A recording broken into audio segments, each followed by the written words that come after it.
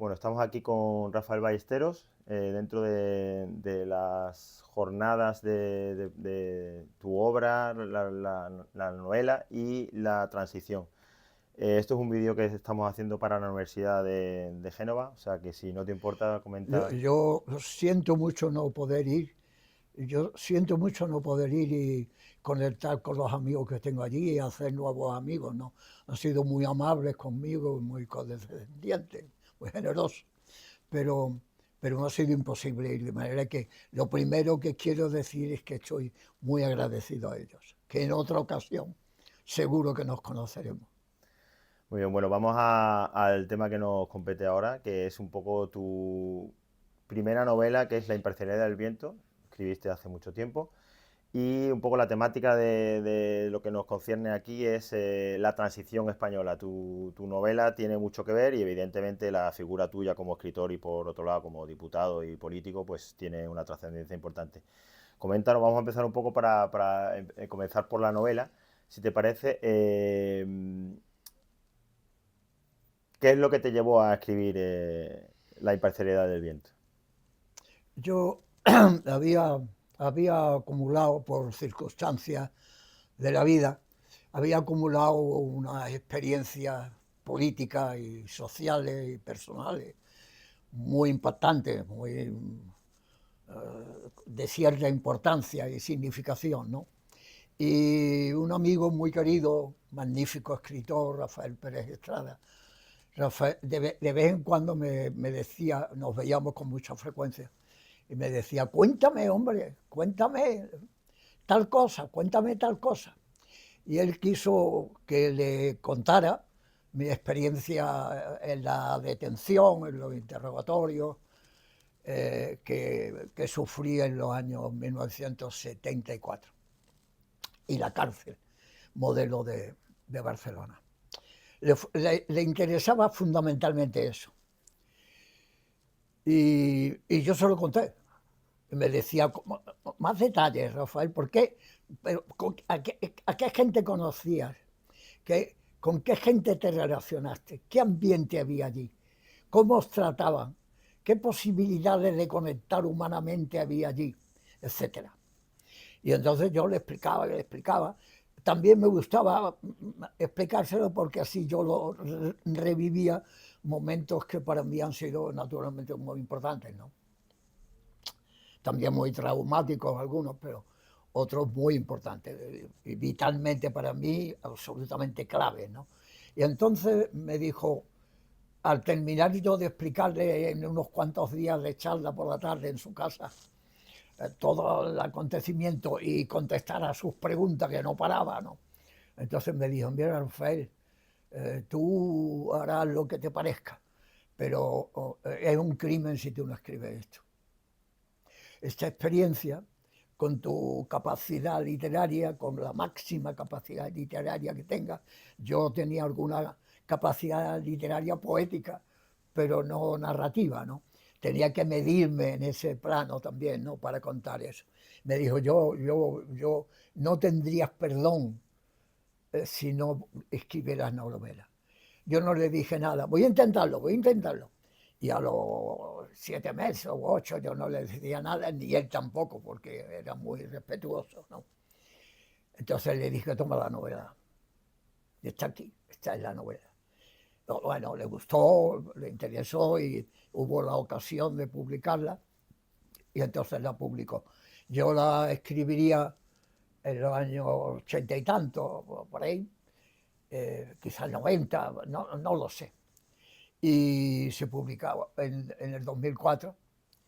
Eh, yo la veo ahora que no está mal, no, pero siempre que uno cuenta algunas experiencias personales, siempre todo le parece poco, ¿no?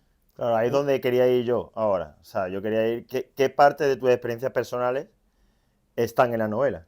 Porque claro, es verdad que se puede decir que la novela está basada en personajes reales, pero no son hechos reales. O sea, tiene una parte gran parte de ficción. Absolutamente. Entonces, Es cuéntanos un decir, poco. yo al tener la experiencia de una detención en tu casa y de 72 horas de interrogatorio, prácticamente seguidas. Tenías 4 hijos en aquel Sí. entonces. En Vía Layetana, que era el edificio mítico de los interrogatorios no agradables de la policía franquista, pues eso es un golpe de tal calibre, que como yo tuve la fortuna de llegar a racionalizar el proceso. Es decir, nada más detenerme y acabar me metieron en un calabozo al final, en un sótano, algo terrible. Pues yo lo primero que dije es, piensa, tranquilo, piensa, ¿qué le vas a decir? No le vas a decir la verdad, naturalmente, le vas a decir la mentira, pero la mentira tiene que ser coherente. Y si lo dices, ya no te puedes volver a echar atrás. Esto es lo que tienes que decir. Hay que añadir, Entonces, claro, hay que añadir, Rafael, que tú tenías evidentemente una información bastante importante porque eras el responsable un poco de la distribución y difusión de todos los temas un poco sí, de la imprenta, en fin. Yo era entonces el secretario de organización de la Federación del PSOE en Claro, Cataluña, en toda Cataluña. Y era al mismo tiempo el responsable de propaganda. El aparato de propaganda estaba en mi responsabilidad. Y, y efectivamente lo que buscaban era eso, ¿no? Buscaban era eso y el problema era que yo les decía que yo no tenía nada que ver con eso y entonces ellos tenían que justificar mi detención porque habían encontrado el aparato de propaganda, era por eso cierta presión fuerte claro. que había allí, claro. Y una defensa que yo cuando la pienso era coherente, estaba bien, era en algunos momentos hasta creadora, es muy largo de contar, ¿no? Claro, pero Es muy largo imagino de que tu contar, pero parte, efectivamente, de estar siempre imaginando historias te ayudaría a construir un imaginario que fuera un argumentario coherente, ¿no? sí, lo que ocurre es que en un momento determinado, que fue una experiencia que me preocupó mucho, a las 3 o las 4 de la mañana vinieron a la celda 2 o 3 policías, me dieron, vámonos, me metieron en un coche y me echaron a andar. Yo no Eso sabía, aparece en la eso novela. aparece en la novela, pero hacia otra dirección, Ajá. fue hacia el aparcamiento mío. Y en el aparcamiento estaba mi coche y mi coche yo lo había cargado entero de todo lo que tenía en la casa. Una bandera republicana, toda propaganda, todos papeles, tal. Menos mal que yo la lista de los militantes, que como secretario de organización la tenía en un sitio donde se guardaban las especias. Era una cosa así, había y entonces yo hice un rulo muy pequeño, y lo metí entre ellos y allí no buscaron en absoluto y por tanto iban despistados. Y no, no se interesaban tanto por el número de militantes y quiénes eran, porque eso después pude asegurarme de que teníamos un infiltrado dentro y que sabían todo, todo. Quiénes éramos los O sea que en socialistas, realidad no tenían. todos, lo sabían todos. Nosotros nos reuníamos clandestinamente en un edificio de las Naciones Unidas en Cataluña para estar salvaguardados en ese sentido, ¿no? Y lo sabían todos, tenían un policía adentro seguro, que decían, y tú no te ves con tal, y tú no te ves con el otro, no hablas más con el otro, ¿y por qué hablas más con el otro? Yo decía, pero si yo no lo conozco, yo no sé. Eso. Pero claro, te van cercando, claro, te Porque van además demostrando ellos que tenían ellos lo información, saben, claro, claro. claro. Ellos estaban un poco asustados, y ya termino esta operación. Ellos estaban un poco asustados porque yo tenía una relación fuerte con la Asociación de Catedráticos de Instituto en Cataluña. Y el jefe, el director, Responsable. el responsable de la asociación, se llamaba El Toro, un tío que se portó extraordinariamente, dio la noticia de mi detención como si hubieran detenido a Kissinger, ¿no? Y claro, eso le asustó, me lo tiraron así, en un interrogatorio. Mira esto, y yo dije, eso es una putada para mí, Claro. eso es negativo para mí, ¿por qué me tienen a mí? Etcétera. Estaba, en fin, relativamente estoy satisfecho de esos momentos. Y otra cosa que yo, como ya podemos hablar luego al final, yo la novela la conozco bastante en profundidad. ¿Qué parte personal tuya, que estamos todavía tratando sobre ese tema, tiene toda la relación que hay en la cárcel con todos los políticos que hay? Una relación ahí entre políticos comunistas, Sí, anarquistas, yo, socialistas. yo tuve relación con dos anarquistas clave para mí. El que hace ¿De Ruzafa, los quizá? atracos Ah, no, y Ruzafa. sí, que era el. Ruzafa era un tipo que se llamaba Edo. Edo era un tipo absolutamente fundamental para mí, para lo que es un político digno, inteligente, y generoso, comprensivo, muy firme, muy firme, demasiado firme, ¿no? Claro, radical, Porque vamos. entonces, cuando estabas mal, la firmeza en tus criterios se fortificaba, ¿no? Claro. Claro, para salvarte de la angustia, ¿no? Y entonces él era muy firme, pero cariñoso, comprensivo. Yo he tenido conversaciones con él absolutamente maravillosas. Rafael, esas conversaciones están en la novela de una Sí, forma indirecta, ¿no? sí, sin Quiero yo duda, pensar, ¿no? sin duda, Porque sin tú duda. tendrías la mitad de edad que tendría él, quizás. O sea, era como un mentor en ese Sí, sentido. él tendría, yo tendría, era en el 74, pues no sé, pero él tendría unos 60 años, 50 y tanto, y llevaba 5 o 6 años en la cárcel y le faltaba no sé cuánto. Y el otro, que era el atracador, ese era un chico joven, cenceño, fuerte, bajito, eh, muy firme, un Más tipo de, muy más de tu firme. generación. Sí, mucho más de verdad, pero hablamos muy poco, muy poco. ¿Y por qué anarquistas en la novela y no socialistas? Porque uno puede pensar, hombre, yo entiendo que te Sí, interesaba el conflicto y la trama porque y. así podía yo ser más objetivo, Ajá, claro, porque si hubiera sido sobre los socialistas de allí, me hubiera metido yo y hubiera metido mis criterios, muy probablemente, ¿no? Y yo quería distanciarme de eso, ¿no? Para darle un valor literario más de otro cariz, ¿no? No vindicativo, ¿no? Y lleno de opiniones políticas, ¿no? Desde mi punto de vista, ¿no? Y ya dijo Engels, que no es ninguna cosa, Engels, que hizo como sabes, con Marx el manifiesto comunista, Marx Engels, pues ese Engels se atrevió a decir nada más y nada menos, para quitarse el sombrero y decir, lo peor que puede ocurrir en una obra literaria es que el escritor dé opiniones y no vida, opiniones. Y eso es lo que yo temía si ponía como claro. personaje a mí mismo en el fondo, ¿no? Y me interesaba mucho, o sea, aparte de que el anarquismo tiene una cosa muy atractiva, ¿no? Claro. Hay actitudes humanas de los anarquistas de una generosidad y de sobre todo para mí fue fundamental el carácter colectivo de las cosas y que las palabras sirven de poco. Lo que sirven son las acciones que se hacen. Palabras.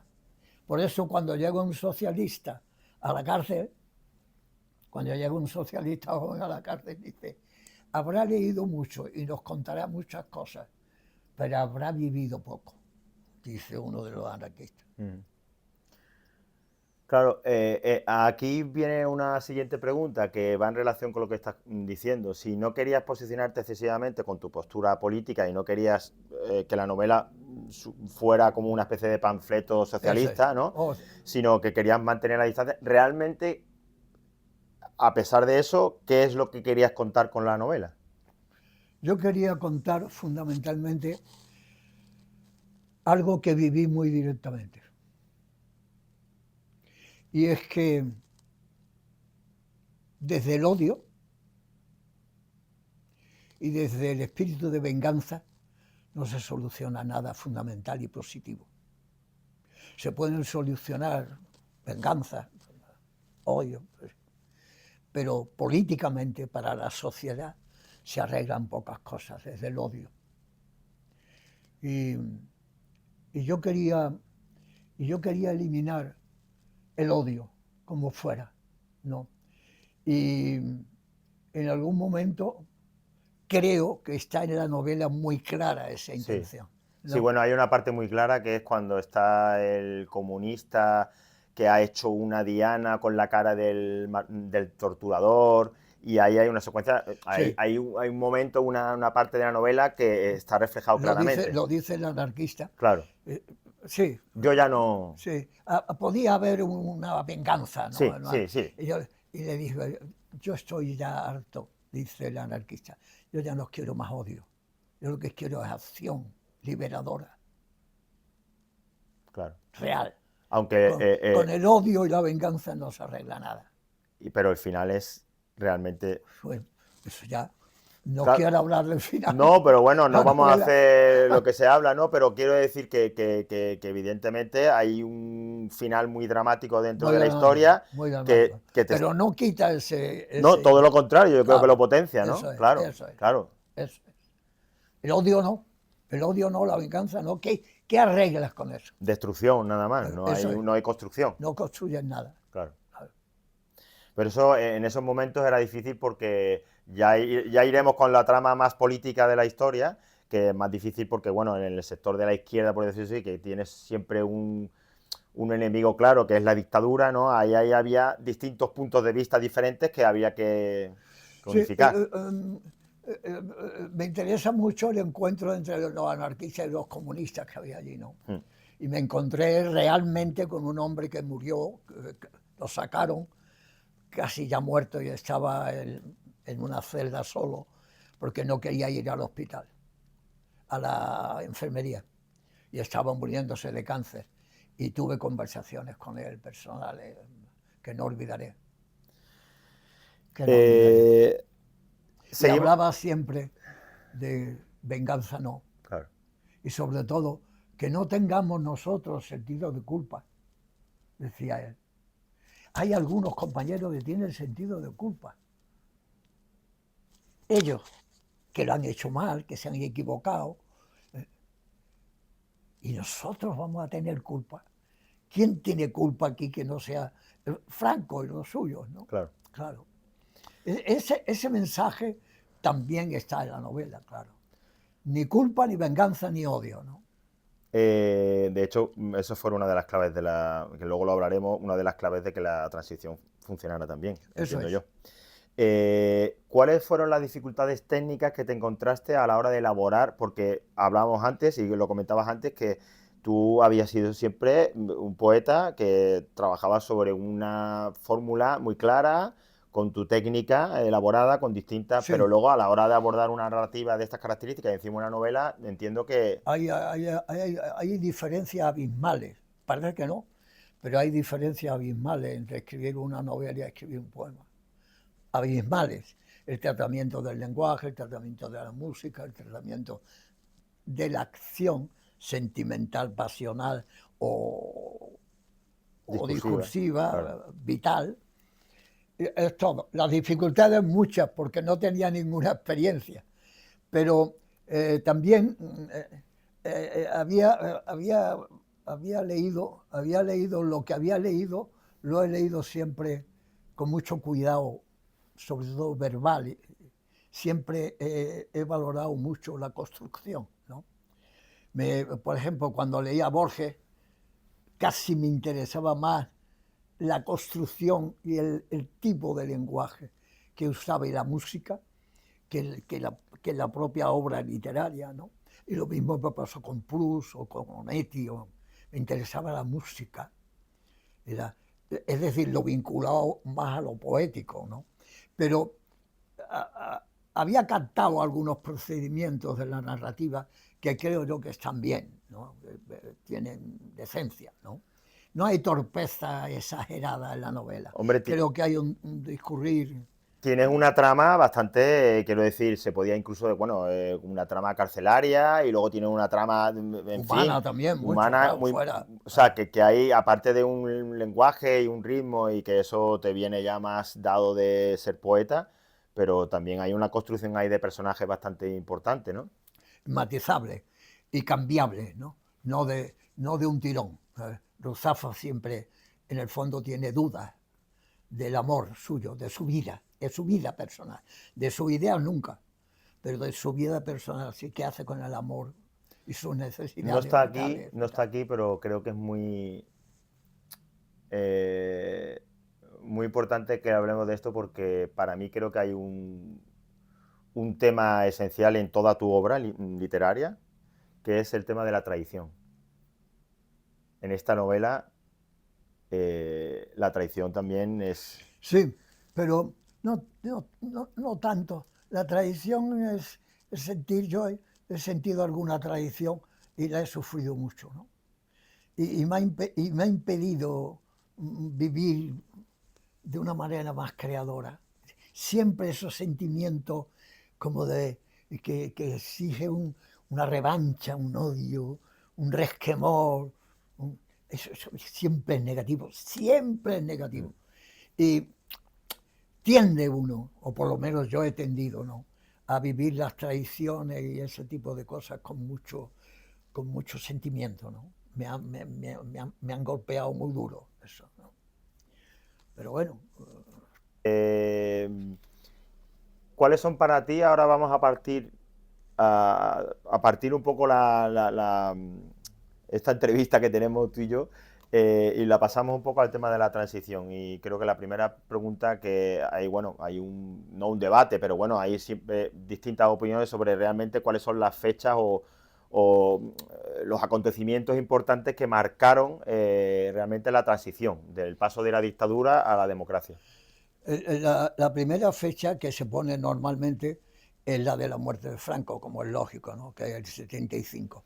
Pero yo creo que es importantísimo para iniciar el proceso la muerte de Carrero Blanco, que es en el 73.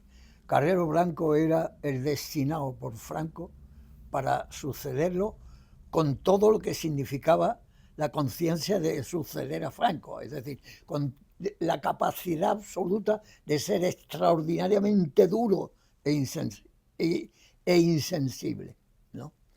Y entonces ese era el personaje que buscó y que aleccionó y que preparó y se estaba preparando para eso. Pero sufrió un atentado de ETA, murió. Esa es una fecha clave. Más clave todavía para la transición que la propia muerte de Franco, que es Entiendo, absolutamente fundamental, como es lógico. claro. Bien, Pero fue una muerte natural. Entonces sí, lo de eso es, Carrero Blanco claro, fue la otra, accidental. claro. Bueno, accidental no, Y entonces pero la otra fecha, creo yo, es puede ser la de las elecciones generales, las primeras elecciones generales, que son el 77. Pero yo creo que fundamentalmente la transición termina cuando ya ha pasado el golpe de Tejero y ha entrado en el gobierno el Partido Socialista y Felipe González, como eso, que es 1982, es decir, 1973, 1982. 9 años, 9 años. claro, tú quieres hablar de eso porque realmente el intento de golpe de Estado de Tejero refleja una clara debilidad de la democracia, ¿no? Entiendo yo, a lo mejor Sin lo... duda, Claro, sin entonces duda. son 9, 8, 9 años, lo que tú estás diciendo que son 8, 9 años lo que hizo falta para consolidar Eso es, esa transición. eso es, eso es. Hubo años claves, ¿no?, importantísimos, años claves, pero yo creo que ese abanico de años son los fundamentales, los aclaradores de las perspectivas que hay. Y a través de esas fechas, que son, a ver, 9 años es muchísimo tiempo, ¿cuáles fueron para ti los acontecimientos o los hechos históricos, sociales, políticos, que, que hicieron que todo eso fuera en esta línea final de la consolidación de la democracia? Políticamente, aparte de la muerte de Franco, ya lo he dicho, es el fortalecimiento muy potente y muy rápido y muy profundo de las organizaciones políticas, prácticamente manejándose en la cuasi libertad. Una de las consignas que teníamos en el PSOE, y le íbamos diciendo continuamente a los militantes y tal, es que había que ir ganando parcelas de libertad y de identificación. Ganar una parcela de libertad y decir, y además yo soy socialista, democrático, como Brandt, como Palme, como Mitterrand, eso es lo que había que decir, ganar ese espacio, ¿no? Y el Partido Comunista de Santiago Carrillo, ganaba espacio en ese momento en la línea de cercanía a la posición socialista, socialdemócrata, es decir, lo que se llamaba el eurocomunismo. Y esa presentación del eurocomunismo, Carrillo, Berlinguer en Italia, Jean Marais en Francia, etc., era el eurocomunismo que Alejado ellos de la dictadura, queremos decir, querían claro. decir que claro que eso, la dictadura de Stalin, Claro, nada eso de era eso, otra nada cosa. de eso, nada de eso. Que ellos estaban por las vías democráticas, por las vías. Entonces, claro, había un acercamiento a la posición del PSOE de siempre y al mismo tiempo nosotros queríamos diferenciarnos del Partido Comunista. Esa batalla por dirigir lo que significaba políticamente y partidariamente la izquierda, que iba a ser la heredera de la libertad, en un momento determinado, más tarde o más temprano, eso se iba a ganar. Se iba a ganar sobre todo con lo que has dicho tú, con la muerte de Carrero Blanco, porque no hay un sucesor. No hay un sucesor. Hay un sucesor. Pero Y el sucesor es Arias Navarro, que fue otro personaje para hablar de él. Pero afortunadamente, y eso hay que decirlo y repetirlo, aunque no guste demasiado, Juan Carlos fue absolutamente clave en eso, para mí, porque eliminó a Arias Navarro. Arias Navarro quería ser el Carrero Blanco y se puso allí para eso. Y entonces lo quitó, le exigió su dimisión y nombró a Suárez. Fue un político lleno de interés y de valentía. Y efectivamente un hombre que luchó por la libertad en este país, sin duda alguna, sin duda alguna. Y por tanto, que partía del mismo cogollo sí, de la dictadura, ¿no? claro. Pero que era capaz de ver que en el mundo que había en 1970 y tanto, era otro que el de 1939, evidentemente, ¿no? Claro, haciendo una traslación de todo lo que estás contando a la novela, que se refleja muy bien, es que los mismos funcionarios carcelarios eran conscientes de que realmente al final los presos políticos que tenían allí, al final iban a ser los gobernantes del país, al final, ¿no? Sí, en uno de los interrogatorios, el que me interrogaba, Chivas, ¿no? Chivas, Chivas, sí. El nombre el me encanta. personaje Chivas, sí, me dijo una vez, bueno, dentro de poco lo vemos a usted en el gobierno, me dijo el tío. Claro. Digo, ¿cómo dice usted? Dice, sí, el PSOE gobernando y usted. Digo, yo no soy del PSOE, yo cómo voy a gobernar, yo no, etcétera. Pero ya estaba diciendo, y si fuera del PSOE, le dijo, lo primero que arreglaba era el calabozo en el que en el mes de diciembre hace un frío de pelo, solamente con quitar un cristal, poner un cristal así de grande, le quita usted el frío a las personas que están ahí metidos. Lo primero que arreglaba del edificio era eso. Le dije, el tío me miró, pero siempre decía, de todas maneras tú te vas a acordar. Claro. Pero bueno, eso es un ejemplo evidente de que Estaba claro. era, vamos. Bueno, y en la cárcel En la cárcel era evidente. Claro, Señor, pase usted. claro. Había algunos, que naturalmente el Katanga, que sale, que es otro personaje, ¿no?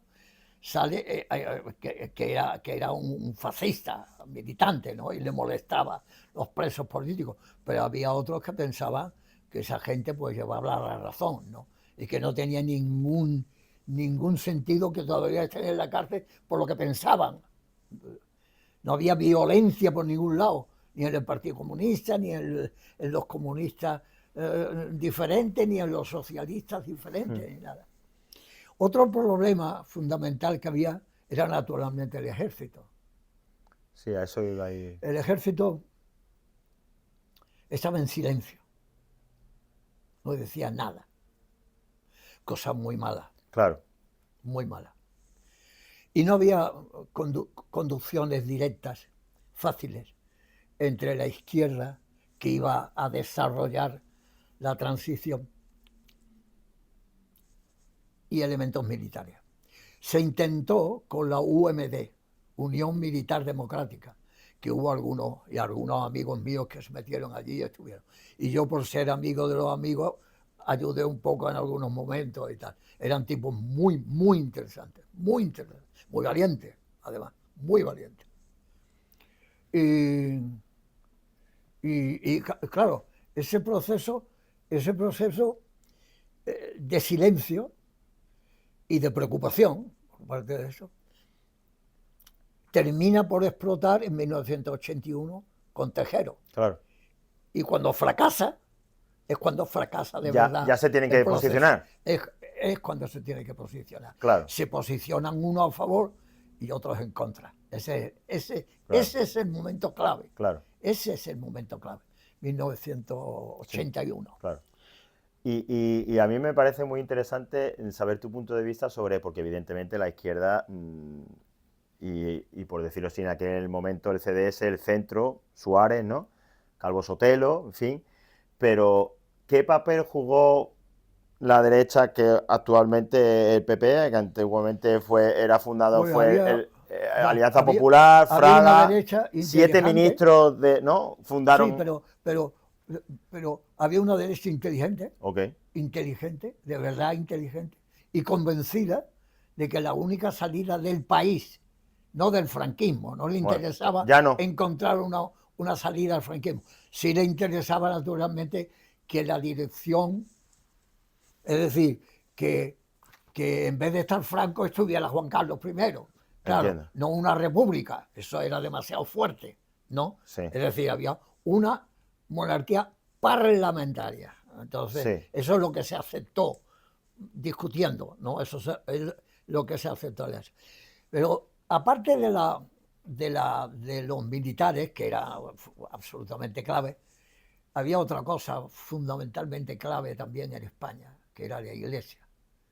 Absolutamente franquista, vergonzosamente franquista, asquerosamente franquista. Y sin embargo también había elementos claves que iban en la dirección positiva, acompañando a Suárez, acompañando en el caso de eso a los que desde el franquismo querían de verdad ir a una España democrática, controlada, entre comillas. Vale, pero el de verdad que estás diciendo me parece muy interesante. ¿Era reflexionado y realmente convencido, o era por necesidad y porque no había más remedio, porque ese cambio social iba a darse? Porque eso es también importante saber. Yo creo que Suárez era un hombre convencido de que ese... Pero Suárez no era de derecha, por decirlo así, era de derecha, bueno, antiguamente era de Falange, sí, pero bueno, luego se presentó como el CDS, o sea que era de centro. Claro. La derecha como Fraga... Hubo un hombre absolutamente clave, sí, aunque no se ha valorado demasiado, que es Torcuato Fernández Miranda. Torcuato Fernández Miranda era el presidente de unas cortes franquistas que había que ver, que había que tipo de corte? Valor, sí. Pero bueno, existía y era, digamos, el que representaba en ese momento el franquismo. Presidente del Congreso de las Cortes franquistas era donde estaba todo el franquismo, los buenos y los malos, claro, los que frenaban y los que querían acelerar el proceso y llevarlo por buen camino. Y él apostó por eso absolutamente, absolutamente radical y con mucha inteligencia. Y con mucha inteligencia. Y creó una línea, hizo que las propias cortes aprobaran, que tenía eso valor, las propias cortes franquistas aprobaran un proceso De transición. de transición. La reforma democrática o la reforma política, no decía democrática, reforma política, que era claramente ir a los partidos políticos, a la monarquía parlamentaria, etcétera, etcétera. Vale, yo quiero ir a un punto realmente que creo que es... Pero Sí, quería decir, perdón. la iglesia es clave ahí. La iglesia, quedan dos cosas clave que fueron fundamentales para torcer el mecanismo. Sí, Uno, lo militar, el fracaso de Tejero. Lo intentó y fracasó, y entonces ya fracasó del todo. En la iglesia, En la iglesia tuvo un tipo, se llamaba Tarancón, que decían los fascistas Tarancón al paredón, para fusilarlo. Allí no se hablaba de, decían Tarancón al paredón, es decir, claro. que había que fusilarlo. Al cardenal, y que apostó claramente por la misma vía. Y en paralelo, Juan XXIII en el papado, creo que es clave también, que era un hombre, claramente no era Pablo VI, bastante reaccionario, ¿no? O por lo menos que no vio el proceso con lucidez, ¿no? Murió, no me acuerdo en qué año, ¿no? Pero Juan XXIII es clave, el Concilio Vaticano II, etcétera, todo eso en la Iglesia, y Tarancón fue absolutamente clave. Y luego hay otra cosa de la que es absolutamente necesario hablar para comprender el proceso que es ETA. ETA seguía con el criterio, aunque uno no lo podía creer políticamente, de que cuando iba el proceso bien y se acercaba a la democracia, es cuando ellos tenían que matar a más militares, coroneles, para exacerbar el sentimiento de que la transición era su muerte, su muerte violenta, la violencia contra ellos. Y entonces, pues, mataban más que nunca. ¿Esta?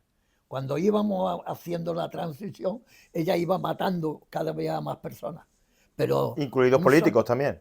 claro, un salto que iba de matar a 15 en un Ah, año a matar a 85. Es decir, 7 veces más o 8. Y normalmente coroneles sí. y políticos. Bueno, y Políticos de en la muchos casos transición. ciudadanos de a Sí, pie, pues bueno, digamos a pie poco. Ah, sí, accidentalmente, sí, sí, eso sí. bueno, Pero sí, de vez en cuando puso un de esos un bombazo un y... bombazo, sí. Sí. Sí. Esta fue absolutamente inconcebible, absolutamente inconcebible, inaceptable, ¿no? Absolutamente. Hay una parte que es parte de la esencia de la transición, que es la parte comunista, la parte de izquierda, ¿no? Es que, que también, de hecho, hoy en día todavía hay de que habla que la transición fue muy blanda, que cedió muchas cosas, que vaya, que no se consideró El que, república. el que cedió más fue el Partido Comunista, de todos, de nosotros mismos.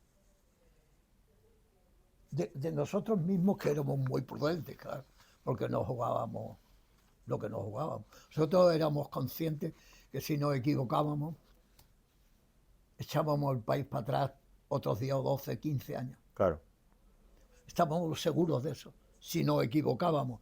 Fíjate la tensión que significa eso. Sin conocimiento de la política institucional, sin conocimiento conocimiento directo de Sí. cómo estaban los militares, de cómo estaba el franquismo.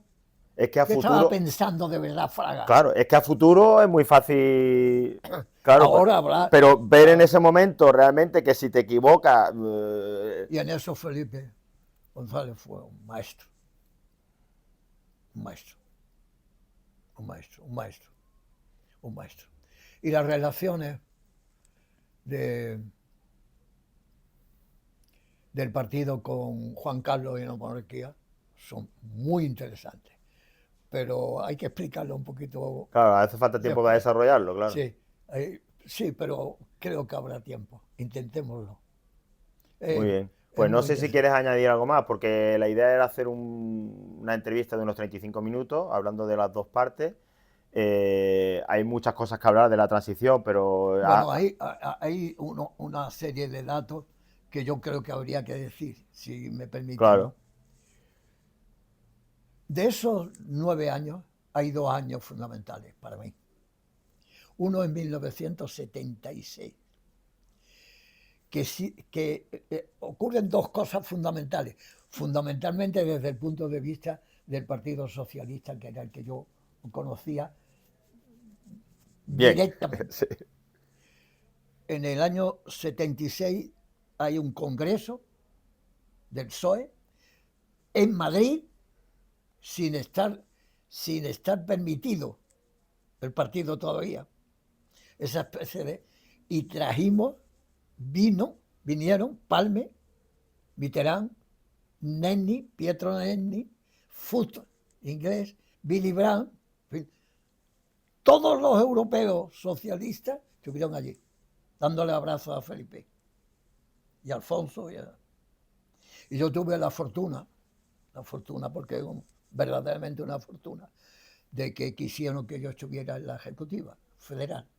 Y claro, entré en el 76 y por tanto yo estuve en la dirección federal oyendo toda la información que recibíamos y que Felipe valoraba políticamente una y otra vez, ¿no? Ahí estaban gente muy, muy valiosa intelectualmente dentro Bueno, del entre PSOE. ellos tú, quiero decir que tú también serías una persona valiosa, porque si no, no estarías allí, ¿no? Entiendo yo. Bueno, sí, pero Claro. claramente, Es que yo sé que tú eres claramente, muy modesto, pero si no, estabas en la ejecutiva y decidieron que tú estuvieras en la ejecutiva, el resto era muy importante. Entiendo yo que tú sí, también, ¿no? bueno, O sí, sea, bueno, sí, claro, sí, alguna idea tendría, claro. pero Sí, fundamentalmente fue Felipe el que lo hizo de una manera. Sobre todo, ese congreso fue clave. absolutamente clave. Vino hasta Altamirano, que era el secretario general del Partido Socialista de Allende, En Chile. socialista chileno. Altamirano estuvo allí, Mitterrand, Palme, ¿Y todos esos cómo se hablaron consiguió hacer y eso sin que lo diciendo, impidieran? porque ¿cómo Ya, iban a era detener a imparable. Willy Brandt? ¿Cómo iban a detener a Palme? Claro, era imparable. Claro, se presentaron en el avión.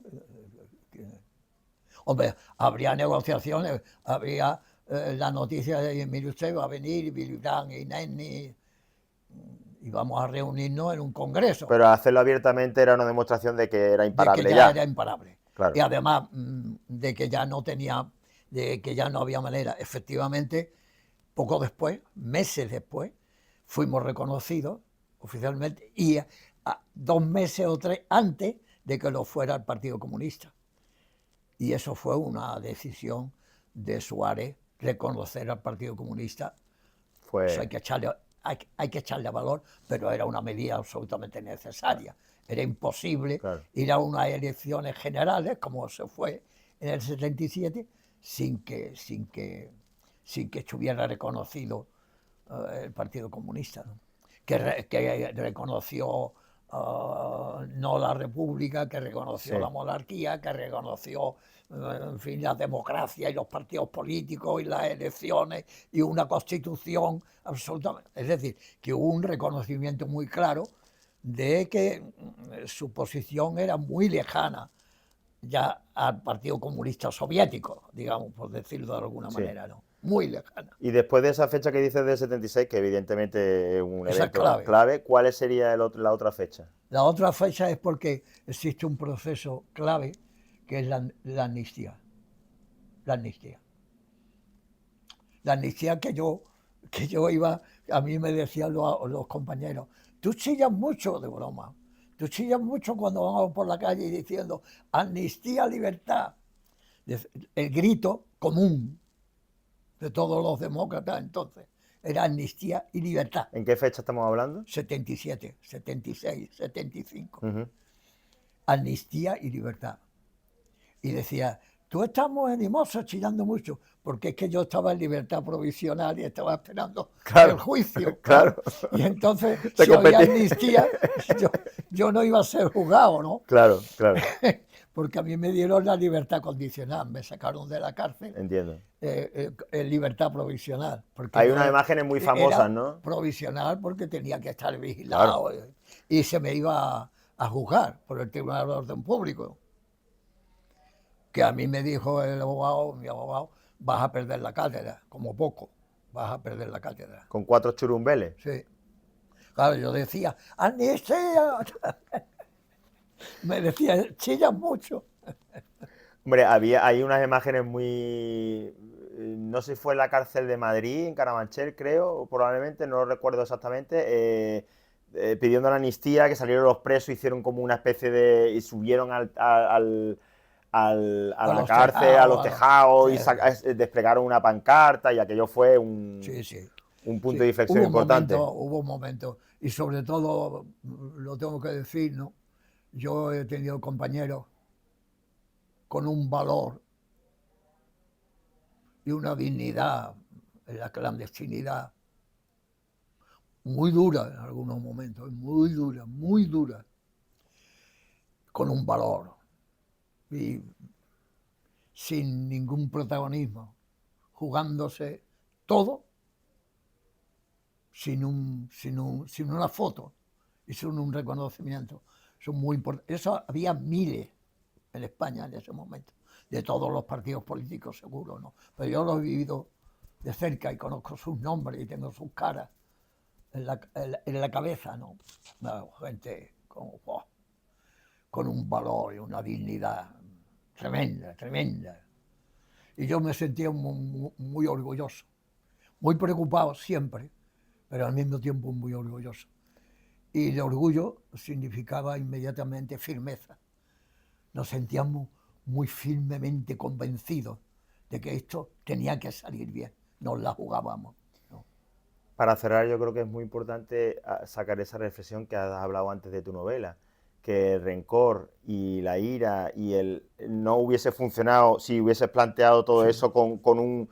No hubiera salido de ninguna manera. Había que saber perdonar. Y la amnistía era perdonar.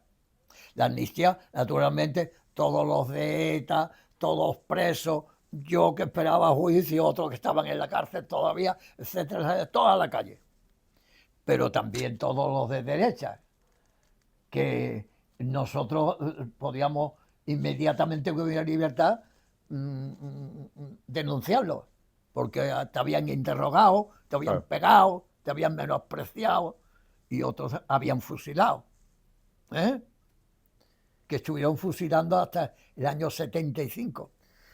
Si no se hubiese cedido ahí, Si no, si no hubiéramos apostado claramente y de verdad por la amnistía para todos, no hubiera salido. claro, De todas maneras, en el año 77 fue un año clave absolutamente por eso, por los de Torcuato y fue, fue cuando la extrema derecha preparó el atentado de Atocha, mataron a yo no sé cuántos de eso. Aquí fue la muerte de Caparrós, del chico que todavía Caparrós. se sigue Hubo dando en vueltas toda ahí. España Sí, golpes sí, concretos, sí, sí. de alguien que mataba a alguien, ¿no? Y, y eso fue muy, porque ya no era ETA. Claro, un toque de Eso advertencia es, clara eso de es. que... La derecha estaba dispuesta Ah, a defenderse, ¿no? Y luego ya termino. La posición de Felipe, yo tuve la ocasión de ir por primera vez en la historia del PSOE, por primera vez en la historia del PSOE, y el PSOE se fundó en 1879, en el que la ejecutiva federal del partido iba en pleno a visitar al rey. La primera vez. Nosotros fuimos. Y el discurso que dio Felipe fue, para mí, el discurso que dio allí, fue absolutamente clave. Prácticamente lo que dijo, y con esto quizás termine, Sí. es la monarquía va a tener dificultades desde la izquierda y desde la derecha. Va a tener dificultades, y muchas. ¿Y cómo se puede asentar, asegurar su porvenir, la monarquía? Desde nuestro punto de vista, cuando gobierne el PSOE y al mismo tiempo el presidente del gobierno sea un rey. Y yo, cuando dijo eso, Felipe, miré a Juan Carlos que estaba delante y hizo la cara, muy diciendo, está claro. Eso fue el discurso fundamental para entender que nosotros éramos la clave fundamental para muchas cosas que han sido la transición. Y además ha sido una demostración de que, aunque el PSOE por regla general es antimonárquico, republicano, Sí, sabía que esa combinación era la ideal para que... absolutamente, absolutamente, absolutamente.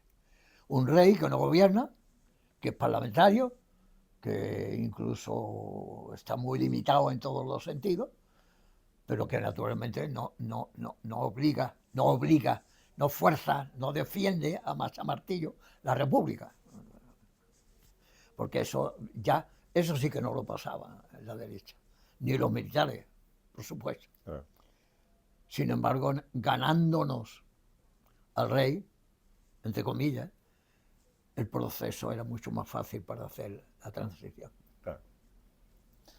Muy bien, pues nada, yo creo que con esto terminamos. No se te ha quedado nada en el tintero, como el que dice, alguna cosa. Bueno, pues igual hacemos otro vídeo para el año siguiente que la Universidad de Génova tenga de nuevo el interés de saber sobre la transición y democrática en España, y yo creo que también es de agradecer que desde Italia estén interesados en saber un poco la historia española, así que bueno, muchas gracias y nada, muchas gracias a todos. Encantado, absolutamente encantado. Espero que os haya interesado. Muchas gracias a todos. Hasta luego.